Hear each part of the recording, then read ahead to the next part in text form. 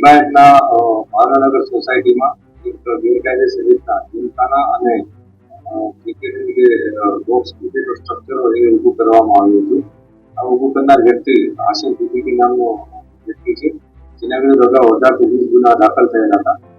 આ હાશિમ સિદ્દીકી હમણાં 2 દિવસ પહેલા એક ગુનો દાખલ કરવામાં આવ્યો હતો. આ ગુનામાં એને પોતાના 5 માણસોને મોકલી અને સોસાયટીના કેટલાક લોકોને માર માર્યો હતો. એ બાબતે એના વિરુદ્ધ ગુનો દાખલ કરી એને અરેસ્ટ કરવામાં આવ્યો હતો. આનો મુખ્ય ઉદ્દેશ એ હતો કે જે પણ ગેરકાયદેસર કામ કરે છે, આવા અસામાજિક વ્યક્તિ કે જે લોકોમાં ભય ફેલાવવાનો પ્રયાસ કરે છે, એવો કોઈ પણ ભય લોકોમાં રહે નહીં અને એની કોઈ પણ ગેરકાયદેસર પ્રવૃત્તિને કોઈ પણ જાતનું પ્રોત્સાહન ન મળે અને એના ઉપર કડક કાર્યવાહી થઈ શકે એ જ મુખ્ય હેતુ હતો. જે અનુસંધાને આજે કાર્યવાહી કરવામાં આવી છે. આ ઉપરાંત અમે સ્થાનિક લોકોનો પણ સંપર્ક કર્યો છે. એના વિરુદ્ધ કોઈ પણ કોઈ ગુના નોંધવામાં